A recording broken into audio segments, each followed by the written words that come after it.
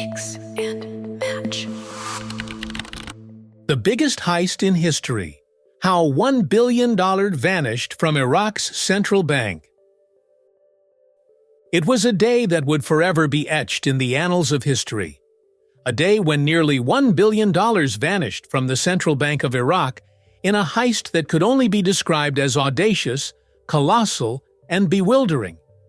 This heist wasn't orchestrated by career criminals, nor was it an elaborate scheme involving high-tech gadgetry or masked figures.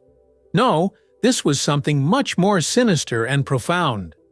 The masterminds behind this theft were not anonymous individuals from the underworld, but those at the very top of the government itself, Saddam Hussein's inner circle.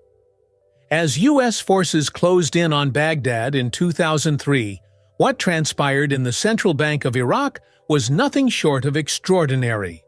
The heist that unfolded over just a few hours was emblematic of the corruption and greed that had long festered within Iraq's ruling regime. This is the story of how $920 million was taken from the heart of Iraq's financial system and the unanswered questions that linger even today. The political backdrop: a nation under siege. To fully understand the magnitude of the Central Bank of Iraq heist, one must first appreciate the context in which it took place. In 2003, Iraq was a nation on the brink of collapse. After years of sanctions, internal strife, and international isolation, Saddam Hussein's grip on power was slipping. The U.S.-led invasion, launched under the pretext of eliminating weapons of mass destruction, was imminent, and Baghdad was preparing for war. The streets of the capital were tense, filled with military personnel and residents scrambling to secure whatever they could before the fighting began. Yet behind the scenes, preparations of a different kind were being made. Saddam Hussein and his closest advisors were fully aware that the end of their regime was near, and in their final days of power, they sought to secure as much wealth as possible. This heist wasn't just an opportunistic crime. It was a calculated, deliberate act that epitomized the regime's self-serving nature. The mastermind: Saddam Hussein's inner circle. At the center of the heist was Qusay Hussein, Saddam's younger son and one of the most powerful figures in Iraq at the time. Qusay had been groomed for leadership from a young age and was known for his ruthlessness and unwavering loyalty to his father. As head of the Republican Guard and key overseer of Iraq's security apparatus, Qusay wielded immense power. On March 18, 2003, with coalition forces poised to invade, he took decisive action. Entering the Central Bank of Iraq with a letter signed by his father, Qusay demanded the withdrawal of nearly $1 billion in cash. The letter, written in Saddam's own hand, was an unmistakable order that no bank official would dare to question. In a regime where defying the leadership could result in imprisonment, torture, or death, compliance was the only option. The bank's officials, already aware of the chaos engulfing the country, had no choice but to follow the orders handed down to them. The mechanics of the heist. How it happened. In most countries, withdrawing such a vast sum of money would involve months of planning, layers of approval, and significant oversight. However, in Saddam's Iraq, where the rule of law had long been subverted to serve the interests of the regime, this heist was shockingly simple. With Qusay's order in hand, the central bank's vaults were opened, and the money, an astonishing $920 million, was taken in broad daylight. The funds were primarily in US dollars and euros, neatly packed in crates and boxes. It took several hours for the money to be loaded into trucks, which had been brought to the bank for this specific purpose. The heist wasn't rushed, and there was no need for secrecy. Qusay and his operatives acted with the confidence of those who knew they were untouchable. After all, who in Iraq would dare to stop the son of Saddam Hussein? The trucks carrying the money left the bank without incident, and just like that, nearly $1 billion was gone. While many details of the heist were known from the outset, one critical question remained unanswered. Where was the money going, and what would happen to it? The loot. What was stolen? The sheer volume of cash taken from the Central Bank of Iraq is almost incomprehensible.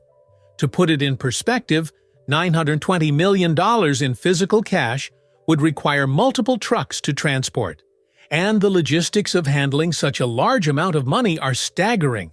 But this was no ordinary robbery. The funds stolen included a mix of US dollars, euros, and other major currencies. Much of the cash was in high-denomination bills, which made it easier to transport, but still, the weight of the money was substantial. In addition to the cash, other valuable assets, such as gold and precious metals, were believed to have been taken as well, though the exact details have never been fully confirmed. Given the chaotic situation in Iraq at the time, it's difficult to determine the full extent of the theft, but the $920 million figure remains the most widely accepted estimate. Theories and speculation. Where did the money go? In the aftermath of the heist, as U.S. forces took control of Baghdad and Saddam's regime collapsed, attention quickly turned to the missing money.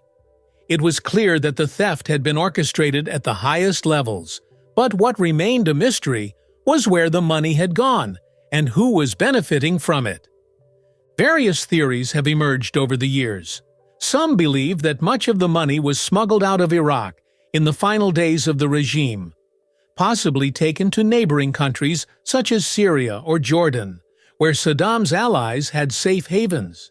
Others speculate that portions of the money were hidden in secret accounts in Swiss banks or other financial institutions known for their discretion. One of the most tantalizing theories suggests that the money was used to fund the insurgency that emerged in the years following the invasion. While the exact role of the stolen money in financing the insurgency remains unclear, there is little doubt that some of the funds ended up in the hands of former regime loyalists who continued to resist U.S. occupation. The discovery: hidden treasure.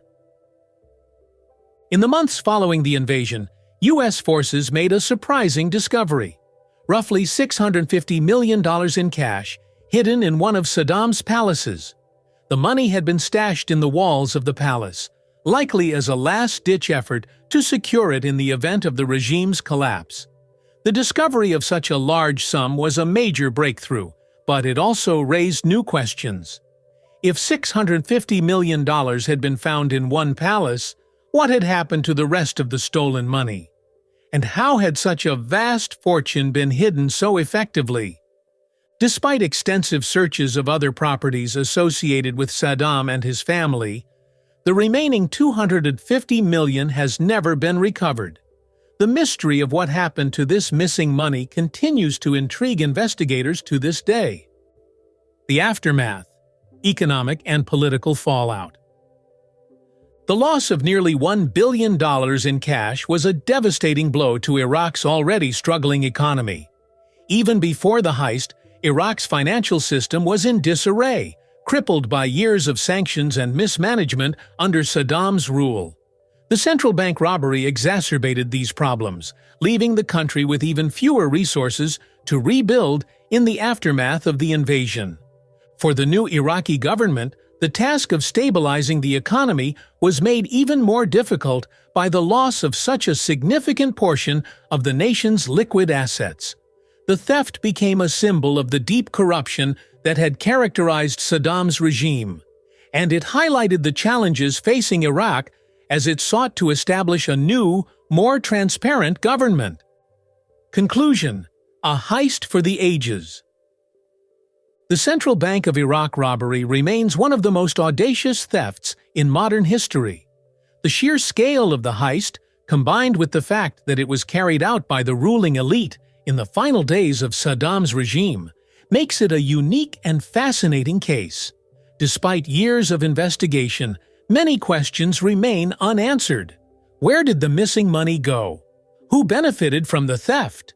And what role, if any, did the stolen funds play in the insurgency that followed?